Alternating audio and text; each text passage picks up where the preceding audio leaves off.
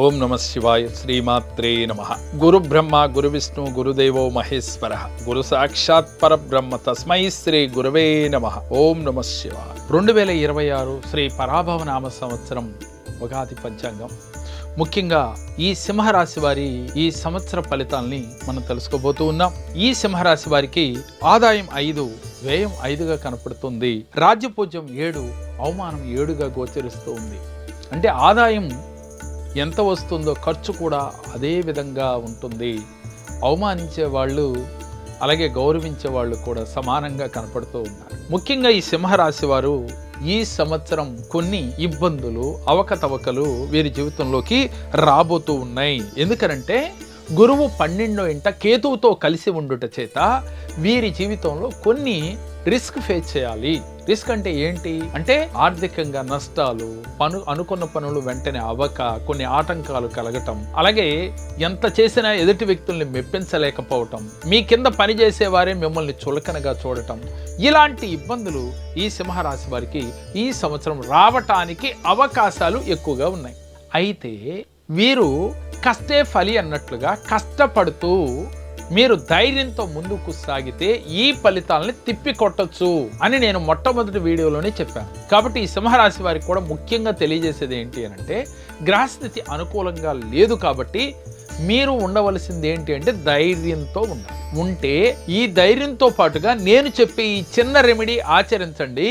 ఈ సింహరాశి వారికి నేను చెప్పిన ఫలితాలు రివర్స్ అయి మీకు పాజిటివ్గా వచ్చి తీరుతాయి. ఇది తప్పకుండా జరిగి తీరుతుంది. సరే, అసలు ఎలా ఉందో మనం చెప్పుకుందాం. ముఖ్యంగా వీరికి ఏదైనా కార్యక్రమాలు తలపెట్టినప్పుడు కొన్ని అవకతవకలు, అలాగే ఆర్థిక ఇబ్బందులు, అలాగే అవకాశానికి తగ్గట్టుగా వీరికి అంటే ఎంత కష్టపడినా కూడా ఫలితాలు సానుకూలంగా రాకపోవటం, సినీ కళాకారులకి మంచి వేషాలు రాకపోవటం, దాని తగ్గ గుర్తింపు రాకపోవటం, పారితోషికాలు సరైనగా అందుకోలేకపోవటం, ఇలాంటి ఇబ్బందులు కలిగే అవకాశాలు ఎక్కువగా ఉన్నాయి సింహరాశి వారికి. రాజకీయ నాయకులకు కూడా ఎంత కష్టపడిన గుర్తింపు రాకపోవటం, ప్రజల్లో మంచి ఆదరణ లేకపోవటం, వీరి మీద వీరికే కొంత చిరాకు కలగటం ఈ సంవత్సరం గోచరిస్తూ ఉంది. అదేవిధంగా ఈ రాశిలో పుట్టిన స్త్రీలకి కొన్ని అనారోగ్య సమస్యలు కనపడుతూ ఉన్నాయి. వీరు ఏదో వ్యాపారం చేస్తున్న వారు ఏదో చేస్తున్నాంలే అన్నట్టుగా చేస్తారు, కానీ అంత ఆనందంగా సంతోషంగా చేయలేరు. ఎందుకని?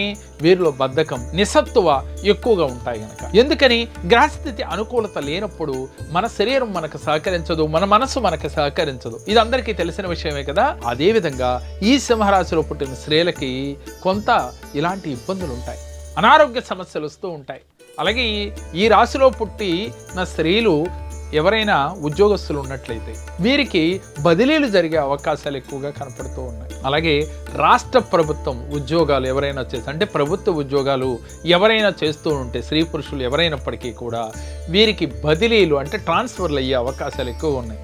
దాంతో కొంత నిరుత్సాహానికి గురయ్యే పరిస్థితులు గోచరిస్తూ ఉన్నాయి. ఇప్పుడు దాకా ఆనందంగా ఉన్నాం, స్వేచ్ఛగా ఉన్నాం, ఇప్పుడు ఉన్నటువంటి ట్రాన్స్ఫర్ అయింది అనే ఒక బాధ విన్ని ఇబ్బంది పెట్టే అవకాశాలు కొంతమంది జీవితాల్లో కనపడుతూ ఉంటుంది.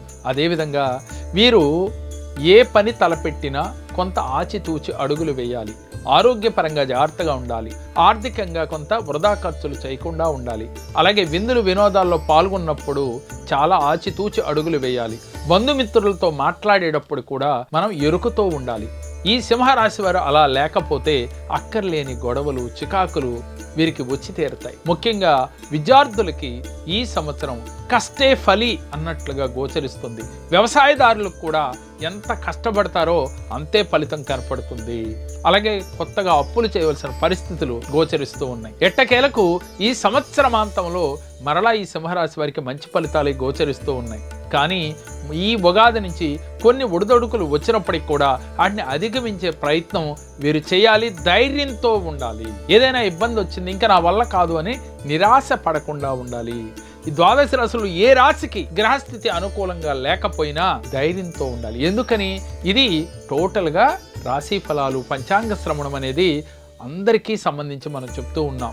పర్సనల్ జాతకం వేరుగా ఉంటుంది, ఇది అందరూ గమనించాలి. కాబట్టి ఎవరు ఇది వినగానే నా రాశికి ఇలా ఉందా అని బాధపడకుండా ధైర్యంతో నేను చెప్పిన రెమెడీ చేస్తే మీకు మంచి ఫలితం వస్తుంది.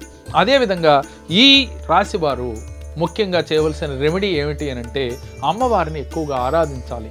దుర్గమ్మ వారిని ఎక్కువగా ఆరాధిస్తూ ఆ తల్లిని ఎక్కువగా దర్శించుకుంటూ ఉంటే ఈ సంవత్సరం వీరికి ఎటువంటి విఘ్నాలు లేకుండా విజయవంతంగా ముందుకు వెళతారు. ఆరోగ్యపరంగా కావచ్చు, ఫైనాన్షియల్గా కావచ్చు, అలాగే శత్రుపీడ నుంచి కావచ్చు. అలాగే వీరికి మంచి గుర్తింపు లేక, కష్టానికి తగ్గ ఫలితం లేక బాధపడతారు అని చెప్పుకుంటున్నాం కదా. వాటిని అధిగమించాలి అంటే వేప చెట్టు వద్దకు, అది మంగళవారం కానీ శుక్రవారం కానీ మీ దగ్గరలో ఏ వేప చెట్టు ఉన్నా, అది ఎక్కువ వయసున్న చెట్టు అయితే మరింత ఫలితం ఉంటుంది. ఆ చెట్టు వద్దకు వెళ్ళి ఆ చెట్టుని అలా హక్ చేసుకుని మీ మనసులో ఉన్న కష్టం ఏమిటో అక్కడ చెప్పండి. అది తీరిపోయినట్లుగా ఫీల్ అవ్వండి. ఇక్కడి నుంచి మీరు తలపెట్టిన కార్యం విజయవంతంగా ముందుకు తీసుకుని వెళ్తున్నట్లుగా ఫీల్ అవ్వండి. అలాగే ప్రతి పనిలో మీకు విజయం వచ్చినట్లుగా, డబ్బు, సంపద, ఆరోగ్యం, ఆనందం మీకు కలిగినట్లుగా ఫీల్ అవ్వండి. ఆ తర్వాత ఆ చెట్టు దగ్గర కూర్చొని 5 నిమిషాలు లేక 10 నిమిషాలు ధ్యానం చేయండి. పాజిటివ్గా విజువలైజేషన్, అఫర్మేషన్ చేయండి. ఇలా గనక మీరు శుక్రవారము, మంగళవారం కుదిరిన వారు రోజు చేసినప్పటికీ ఒక్క 10 నిమిషములు ఉదయం తెల్లవారుజామున 4 గంటల నుంచి 6 గంటల లోపు కానీ, సాయంత్రం 5 నుంచి 6 లోపు కానీ, ఈ 2 సమయాల్లో ఏదో ఒక సమయం కుదిరినప్పుడల్లా వెళ్ళి ఇలా చేస్తే ఈ సింహరాశి వారు ఈ సంవత్సరం మీకున్న ఫలితాలని తిప్పి కొడతారు. పాజిటివ్ ఫలితాలు పొందగలుగుతారు. ఎంతో మంది మా దగ్గరకు వచ్చినప్పుడు వారికి ఇలా రెమెడీస్ చేయించి వారి జీవితాల్లో అద్భుత ఫలితాలు వచ్చేటట్లుగా చేస్తున్నాం. కాబట్టి ఈ సింహరాశి వారు కంగారు పడకుండా ధైర్యంతో ఈ చిన్న రెమెడీ ఈ సంవత్సరం చేసిన తర్వాత నాకు మీ కామెంట్ రూపంలో నాకు తెలియచేయండి మీకు ఎలాంటి ఫలితం వచ్చిందో. ఎందుకని అందరూ బాగుండాలి, అందులో నేనుండాలి అని ఆశించే విధంగా నేను ఉంటాను. కాబట్టి మీ అందరికీ మంచి జరగాలి, అందరూ కూడా పాజిటివ్గా ఉండాలి అనే ఉద్దేశంతో ఈ రెమెడీస్ మీకు తెలియచేస్తూ ఉన్నాను. చేస్తే గానీ మీకు ఆ రెమెడీ వల్ల వచ్చే ఫలితం ఏమిటో తెలియదు. కాబట్టి కష్టాలు ఉన్నాయి, ఎస్, అది కామన్ గా వస్తాయి. ఎప్పుడైతే గ్రహాలకి అది నాయకురాలైన అమ్మవారినో అయ్యవారినో మనం పట్టుకుంటే ఈ గ్రహాల యొక్క అనుకూలత మనకి కలిగి తీరుతుంది. మీకు అదే రెమెడీ నేను ఇస్తున్నాను, మీరు చేసి చూడండి. ఈ సింహరాశి వారి ఈ సంవత్సరం అద్భుత ఫలితాలు పొంది తీరతారు, దాంట్లో ఎటువంటి సందేహం లేదు. ఓం నమః శివాయ.